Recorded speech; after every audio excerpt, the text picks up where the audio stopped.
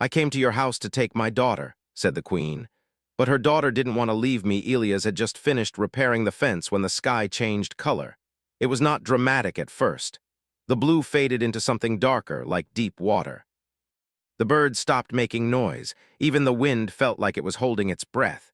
Elias stood up slowly, one hand still resting on the wooden post, and looked toward the clouds. A shape appeared above his small house. It was not a ship like the ones humans built. There were no sharp edges, no loud engines, no fire. It was smooth and curved, glowing softly, as if it were grown instead of made. Light moved across its surface like breathing. Elias' heart beat faster, but he did not run. Inside the house, Myra was drawing on the floor with colored pens. She was humming, a tune she had made herself. When the light from the sky passed through the window, she stopped humming. She looked up. "Papa," she said, "someone important is here." Elias did not ask how she knew. Myra had always known things before they happened. He wiped his hands on his pants and walked toward the house just as the light outside became brighter. There was no explosion, no crash. The ship simply opened. The ground did not shake, but Elias felt pressure in his chest, like the air itself had become heavier. A path of light extended from the ship to the ground, stopping just a few steps from his front door. Then she appeared. She was tall, taller than any human Elias had ever seen, but her shape was close enough to human to be unsettling. Her skin shimmered like metal underwater. Her eyes were dark and endless, reflecting stars that were not visible in the sky. A crown of shifting crystal floated above her head, never touching her. She looked at the house. Then she looked at Elias. "I have come to your house," she said, her voice calm and powerful, echoing slightly even though she did not raise it, "to take my daughter." Elias felt the words hit him like a physical blow. Before he could speak, Myra stepped out from behind him. She was small, only 10 years old by human counting. Her hair was dark and messy. Her clothes were old and stained with ink and dirt. She looked nothing like the being in front of her. But when the queen's eyes fell on Myra, something changed. The queen's posture shifted. Her expression, which had been perfectly controlled, cracked for just a moment. "There you are," the queen said softly. Myra frowned. "I don't know you," she said. Silence spread across the land. Elias placed a hand on Myra's shoulder without thinking. His mind raced. He remembered the night 10 years ago, the fire in the sky, the broken escape pod in the forest, the baby inside, crying but alive. The markings on the metal that no human language could read. He had reported it. No one had come, so he stayed. "You are mistaken," Elias said, forcing his voice to stay steady. "This is my daughter." The queen turned her gaze back to him. Elias felt like she was looking through him, not at him. "No," she said. "You are her caretaker, a temporary condition. She was taken during the Collapse War. I am her mother, Queen of the Aurelian Reach." The name meant nothing to Elias, but the air seemed to react to it. The light from the ship pulsed once like a heartbeat. Myra shook her head. "He's my father," she said, more firmly this time. "He reads to me, he makes soup when I'm sick. He stayed." The queen stepped closer. Every instinct in Elias screamed danger, but he did not move. He stood between Myra and the queen without thinking about the consequences. "You have no claim," the queen said, "by blood, by law, or by design." Myra looked up at Elias. "Papa," she whispered, "she's trying to pull me." Elias felt it too. A pressure like an invisible hand reaching toward Myra. He tightened his grip on her shoulder. "No," he said. The word felt small, but it was all he had. The queen paused, her eyes narrowed slightly. "Interesting," she said. "You resist." Elias swallowed. "She doesn't want to go." "That is irrelevant." Myra stepped forward out of Elias' shadow. "It is relevant to me," she said. The queen stared at her. "You were bred to rule," the queen said. "Your thoughts, your instincts, your purpose were written before you were born." Myra crossed her arms. "Then they wrote it wrong." Something rippled through the queen's presence. For the first time, the light around her flickered. "You have been altered," the queen said slowly, more to herself than to them. "Your neural patterns, this should not be possible." Elias felt fear crawl up his spine. "She's a child," he said, "not a weapon, not a throne." The queen turned back to him, her expression cold again. "You filled her with weakness," she said. "Attachment, disobedience, choice." Elias met her gaze. "I filled her with love." For a long moment, nothing happened. Then the queen raised her hand. The air vibrated. The ground beneath Elias' feet cracked slightly. He felt something press against his mind, searching, testing. Memories surfaced without his control. The nights he stayed awake when Myra had nightmares, the time she broke her arm and screamed until he held her, the way she laughed when he burned dinner. The queen saw it all, her hand lowered. "This world is insignificant," she said. "Yet you have done something no enemy empire managed in centuries." Myra tilted her head. "What? You changed her," the queen said, looking at Elias. "You corrupted royal design with human emotion." Elias expected anger, threats, violence. Instead, the queen looked uncertain. "I will not take her by force today," she said at last. "Not yet." Elias exhaled shakily. "But understand this," the queen continued. "The galaxy does not belong to those who raise children for comfort. It belongs to those who prepare them to endure." Myra stepped closer to Elias and grabbed his hand. "I'm already enduring," she said. "I just don't want to do it alone." The queen looked at her daughter for a long time. Then she spoke words that echoed far beyond the small house. "You have one cycle," she said. "One planetary turn. When I return, the galaxy will decide whether a human has the right to keep a queen's child." The light path withdrew. The ship began to rise. Before disappearing into the sky, the queen spoke one final sentence, her voice carrying across the land. "Teach her well, human. The universe will be watching." The sky returned to blue. The birds slowly began to sing again. Elias collapsed onto the steps, his legs finally giving out. Myra hugged him tightly. "She was scary," Myra said quietly. "Yes," Elias replied, holding her close. "She was." Myra looked up at the sky where the ship had vanished. "She's wrong, though," Myra said. "I don't want a throne." Elias rested his chin on her head. "Then we'll make sure no one forces you onto one." Far away, beyond human space, alarms began to sound in councils and empires that had never feared humanity before. Because something impossible had happened. A queen had come to reclaim her daughter. And her daughter had said no. The day after the queen left, the world felt smaller. Elias noticed it first in the silence. The forest near the house was the same, the hills were the same, but everything felt watched, not by machines or eyes, but by attention. Like the universe itself had leaned closer. Myra felt it too. "They're listening," she said while eating breakfast. Elias paused. "Who is they?" Myra shrugged. "Everyone who matters." Human authorities arrived before noon. They came in clean ships with calm voices and careful words. None of them carried weapons in their hands, but every sentence felt sharp. They explained laws, treaties, risks. They spoke about extinction-level events as if they were weather reports. Elias listened. He did not interrupt. When they finished, he said one thing. "She chooses to stay." The officials exchanged looks. "She is not human," one of them said gently. "She is my daughter," Elias replied. They asked to speak to Myra alone. Myra agreed. Inside the house, she sat across from them with her legs swinging, drawing small shapes on the table with her finger. The officials asked her questions about her feelings, her thoughts, her future. "I want to learn," Myra said. "I want to build things. I want to help people. I don't want to rule them." One official leaned forward. "What if ruling could help billions?" Myra looked at him. "What if it hurts billions instead?" That answer was recorded. Across the galaxy, the recording spread faster than any fleet. Empires watched. Councils debated. Species that had never cared about humans began to study them closely. The queen watched as well. In her palace of light and living crystal, she reviewed the data again and again. Myra's brain scans showed changes that should not exist. Emotional flexibility, independent moral reasoning, resistance to direct command, human influence. The queen remembered holding her daughter only once long ago before duty had pulled her away. She remembered telling herself it was necessary. Now necessity was questioning her. When the planetary cycle ended, the queen returned. This time she did not come alone. The sky filled with ships of many shapes and sizes. Observers, enforcers, neutral parties. The house became the center of the galaxy. A platform formed in the air, wide and clear. A council chamber without walls. The queen stood on one side. Humans stood on the other. Elias stood in the middle, holding Myra's hand. "This hearing will determine guardianship," announced a neutral voice that belonged to no single species. "By law, biology favors the queen. By precedent, upbringing is irrelevant."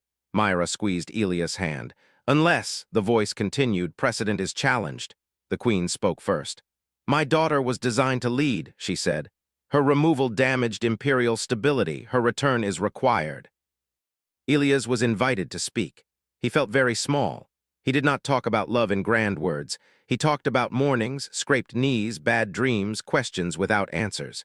He talked about letting Myra choose her own clothes, her own books, her own thoughts. "She's not broken," Elias said. "She's becoming." The council requested proof. Myra stepped forward before anyone could stop her. "May I speak?" she asked. Permission was granted. She looked at the queen. "I know you are my mother," Myra said. "I know you made me for a reason. But I am not finished yet. If you take me now, you will get a ruler. If you let me stay, you might get something better." The queen asked quietly. "What could be better than a ruler?" Myra answered. "Someone who doesn't need to be one." The chamber fell silent. The council debated, logic against outcome, control against growth. For the first time, humanity did not argue with weapons or threats. They argued with results. They showed studies. Human children raised with choice adapted faster, recovered from trauma better. Cooperated without command. Humans did not deny their flaws, they showed them openly. "This is not weakness," a human representative said. "This is how we survive ourselves." The queen felt something unfamiliar, doubt. She looked at Myra and realized the truth. Her daughter was not rejecting her, she was surpassing her. The final decision was placed in the queen's hands. She could enforce the law or change it. The queen stepped forward. "I claim my right," she said. Elias' heart sank. "But not in the way expected," the queen continued. She turned to Myra and lowered herself, bringing her towering form closer to the child's height. "I will not take you," she said. "I will let you choose." Gasps rippled through the watchers. Myra blinked. "Really?" "Yes," the queen said, "and I will change my empire so that no child is owned again." The council froze. This was not a compromise. It was a revolution. The queen straightened and addressed the galaxy. "Humanity has shown me a strength I did not understand," she said. "They do not build rulers, they build people, and people endure longer than empires." The decision was recorded into law. Myra stayed. The fleets departed slowly, as if unsure how to leave after witnessing history bend. Life did not return to normal. It became larger. Myra studied under humans and aliens alike. She asked questions that made leaders uncomfortable. She laughed often. She failed sometimes. She learned. Elias grew older, but he never felt small again. Years later, when Myra stood before the galaxy as an ambassador by choice, not by blood, she spoke simply. "I was raised by humans," she said. "They taught me that power is not taking, it is letting go." Across the stars, a new warning spread. Do not underestimate humanity. They do not conquer your worlds, they raise your future. And once that happens, the universe is never the same. Time moved forward, but the universe did not forget. Myra was no longer a child. She stood taller now, her movements calm and sure.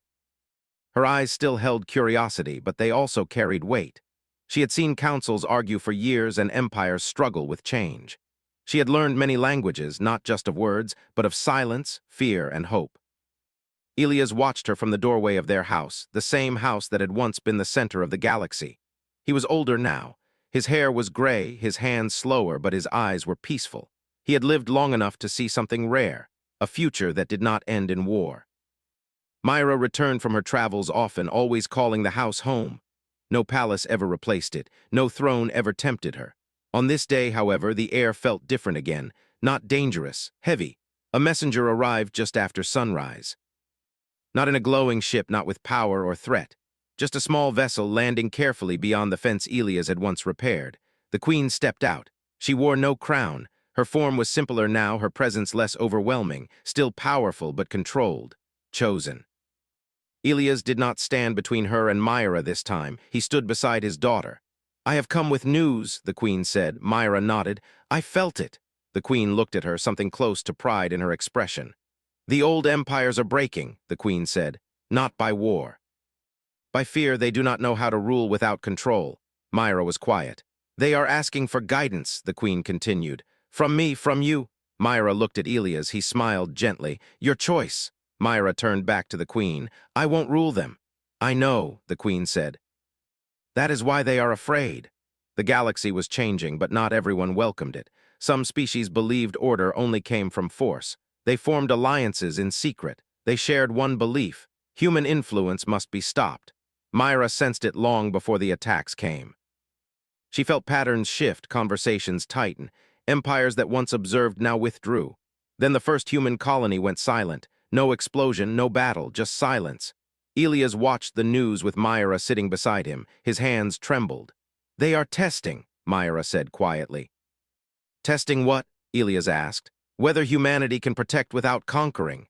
The queen returned to her empire and opened channels no ruler had opened before. She asked humans for advice. "How do you defend without becoming what you fear?" she asked. Humans answered honestly. "We fail," they said. "Then we try again." Myra volunteered to go, not as a commander, as a speaker. She traveled to worlds on the edge of collapse. She spoke to leaders who had never listened to anyone beneath them. She did not threaten. She asked questions. "What happens after you win?" she asked one warlord. He had no answer. Slowly, something strange happened. Worlds stopped attacking, not all, but enough. The alliance that feared humanity grew desperate. They launched an attack meant to scare, not destroy, a show of power. They targeted Earth. For the first time in generations, humanity prepared for war. Myra stood before the human council. "Do not answer fear with fear," she said. "Answer it with refusal."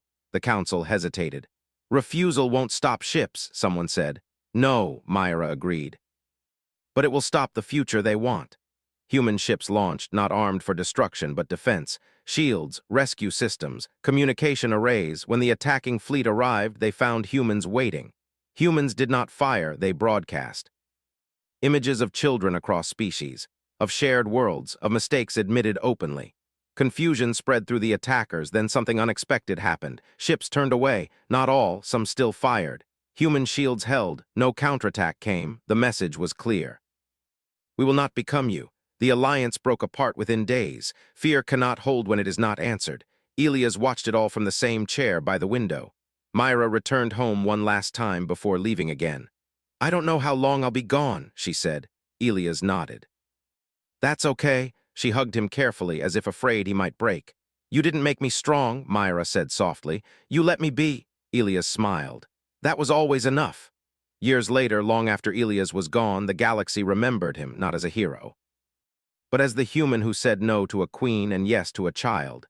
Myra stood before a gathering of species older than stars. She spoke plainly. "Humanity is not special because they are powerful," she said. "They are special because they choose not to be when it matters." No one argued, because the universe had learned something simple. The strongest thing humanity ever created was not a weapon. It was a home. And once the universe stepped inside, it never wanted to leave. The universe did not become peaceful overnight.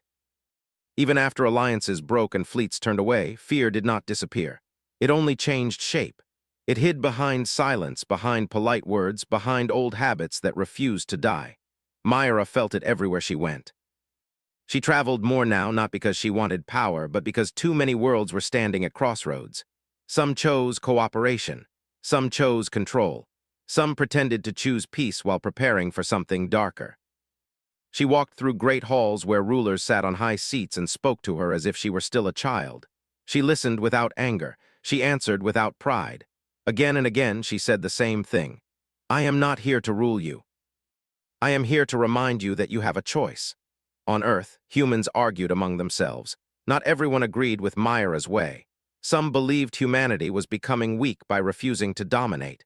Some believed that mercy would eventually be punished. But humanity had learned something important over centuries of mistakes.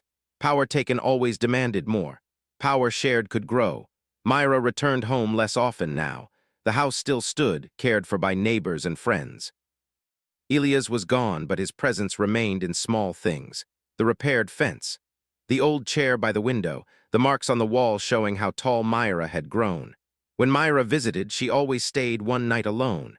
She talked out loud, even though no one answered. "I'm still choosing," she would say. Far away, something ancient was waking. Beyond known space, beyond mapped stars, there were observers who had watched empires rise and fall for millions of years. They had seen conquerors and destroyers. They had seen civilizations burn themselves out. They had never seen what humanity was doing, a species that refused to finish its enemies. To the observers, this was dangerous, not weak, unpredictable. A signal was sent, not an attack, not a threat, a test. Entire star systems went dark at once. No explosions, no damage, just absence. Energy drained, technology failed, worlds forced back into silence. Panic spread faster than light. The observers waited to see what humanity would do. Myra felt it immediately. She stood in a human command center, surrounded by flashing alerts and frightened voices. She closed her eyes and listened not to the noise but to the pattern. "They want to see who we are," she said. Military leaders argued, scientists panicked, politicians demanded action. Myra raised her voice, calm but firm. "Do not attack shadows," she said. "You will only teach them to fear you." "So we do nothing?" someone shouted. "No," Myra said. "We help." Human ships launched again, not armed. They carried generators, food, medicine, people trained to rebuild without machines. They went into the dark systems. They landed on worlds that had lost everything and did not ask for control in return. They worked. Aliens watched humans dig with their hands, share power. Teach without demanding loyalty.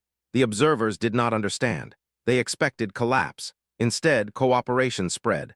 Worlds without energy shared heat. Worlds without machines shared knowledge. Species that had once hated each other survived together. Something ancient shifted. The observers revealed themselves at last, not as gods, not as monsters, as tired beings who had seen too much end badly. They spoke to Myra alone. "You risk everything," they said. "Why?" Myra answered honestly. "Because fear already risks everything," she said. "We are just choosing a different ending." The observers studied humanity closely after that. They saw humans argue, fail, doubt, and continue anyway. They saw them refuse easy answers. They saw them choose slow hope over fast control. In the end, the observers did something they had never done before. They stepped back. The dark systems were restored, not perfectly, not easily, but restored. The universe breathed again. Years passed. Myra aged slowly, differently than humans. She never became a ruler. She became something rarer, a constant. Children across species learned her story, not as legend, but as example. The human who was not fully human. The queen's daughter who refused a throne. The child who chose a home. On Earth, a school was built near the old house. Not a monument, just a place to learn. On its wall were simple words. "Power is what you keep. Strength is what you give away." Myra visited one last time before leaving known space entirely. She stood by the fence Elias had repaired long ago. "I think this is enough," she said to the quiet world. The universe did not answer. It did not need to because it had learned. Humanity would not conquer the stars. They would change them, and that was far more dangerous. And far more beautiful.